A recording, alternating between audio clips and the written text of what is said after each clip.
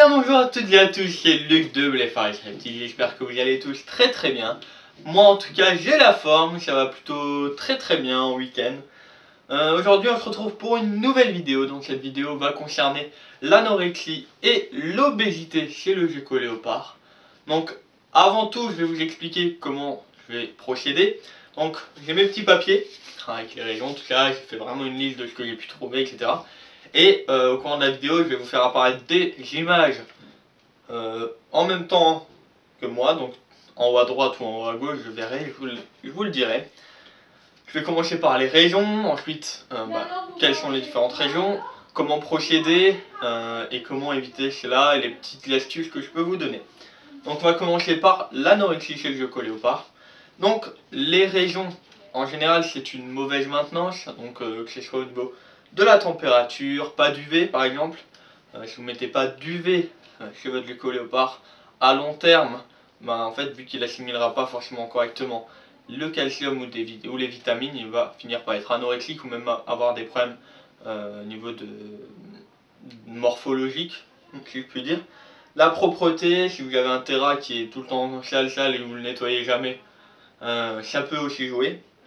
Le stress, alors si vous avez votre terrasse qui a juste votre substrat, une gamelle, pas de cachette, rien, il aura beaucoup plus de mal à se nourrir vu qu'il va stresser, il va être dans un milieu très grand. C'est comme en fait, comme je dis souvent aux gens qui me posent des questions, vous mettez un bébé dans un rayon jouet, il va être heureux, vous mettez un bébé dans un magasin de 1000 m² vide, il va moins bien rigoler.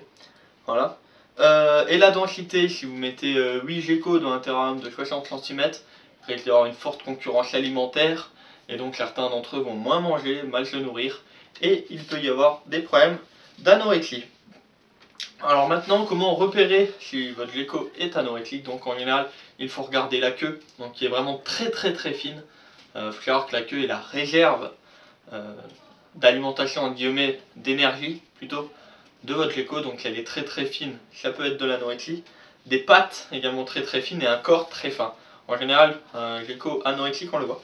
Alors j'ai mis un petit panneau attention sur mon papier, car ça m'est arrivé, donc je vais pouvoir vous en parler. J'ai rajouté deux geckos femelles à mon mâle un peu trop jeune. Alors voilà, j'ai fait une erreur, j'assume pleinement mon erreur, c'est comme ça que j'ai également appris. Quand vous mettez des geckos femelles trop jeunes avec un mâle qui est un peu plus âgé, c'est pas forcément le problème de la reproduction, donc moi j'étais en période froide donc j'avais aucun problème pour ça. Donc il vaut mieux même éviter de mettre le mâle et la femelle tout le temps ensemble, je suis d'accord. En tout cas, si vous mettez vos femelles tout le temps avec votre mâle trop jeune, elle va garder son énergie justement pour la repro, je pense. Après, ça je n'en ai pas la certitude, mais en tout cas c'est le cas. La queue va rester très fine et va vraiment... l'animal va grandir correctement, ça il n'y a aucun problème, mais la queue va rester très fine et ça fait un gecko un peu moins joli. Alors moi, pour vous parler un peu de mon cas, je les ai mis, elles avaient la queue très fine et petit à petit là, ça grandit. Mais en tout cas, c'est beaucoup plus dur. En fait, elles prennent l'habitude de... Là, il n'est pas en repro, donc elle peut quand même manger et faire des réserves. Voilà pour l'anorexie. Après, comment procéder pour éviter l'anorexie? Donc, toutes les causes que je vous ai données en ce qui concerne l'aménagement, les températures, le stress, etc. Et surtout, s'il ne mange plus. Donc, si votre gecko ne mange plus, pour lui redonner appétit, alors déjà, essayez de l'aliment, pas que du grillon, essayez de la blatte, du verre de farine qu'il adore, de la teigne de ruche, du verre de Morio, vraiment diversifié pour voir si ça va mieux. Et si ça ne va pas, alors c'est un peu pas très beau à faire ni à voir, prenez un grillon ou même autre chose, une teigne ou n'importe, et vous essayez d'en extraire le jus. Alors ça paraît bête, mais quand vous mettez le jus autour de la bouche de votre gecko, il va être obligé naturellement de lécher et il va prendre goût à l'alimentation et vraiment reprendre l'envie de manger. Souvent ça marche, j'ai déjà essayé, ça a fonctionné. Donc voilà ce que je peux vous donner comme, comme solution plutôt pour votre gecko. Donc les températures, plus de cabane, tout ça, l'UV, et en cas où vraiment vous voulez tout ça et que ça ne marche pas, essayez avec du jus d'insectes, entre guillemets. Donc voilà pour l'anorexie. Maintenant l'obésité. Donc tout d'abord les causes de l'obésité. Donc ça peut être trop de nourriture, Alors c'est sûr, si vous donnez 10 grillons par jour, plus des verres de farine, des verres de mûrier, de la blade, de la teigne à votre gecko, il va être obèse, il a de très grandes chances. Trop de compléments, alors ça paraît bête, mais les personnes qui donnent 4 fois par semaine des vitamines, ça peut également jouer, ça va éclairer leur métabolisme, ça peut également jouer.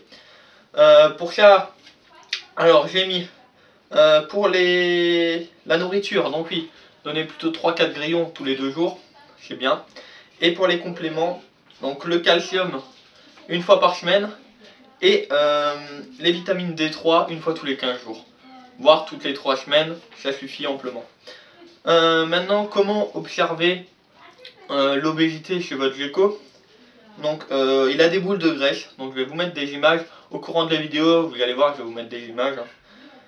Des boules de graisse au niveau des pattes souvent, ou même au niveau de la peau tout simplement, qui sont molles.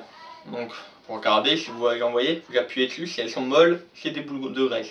Si ces boules là sont dures, ça peut très bien être une tumeur, voilà, ou autre chose. Donc là je peux pas vous aider, il faut aller voir en vétérinaire, j'ai pas fait mes études là-dedans, encore une fois.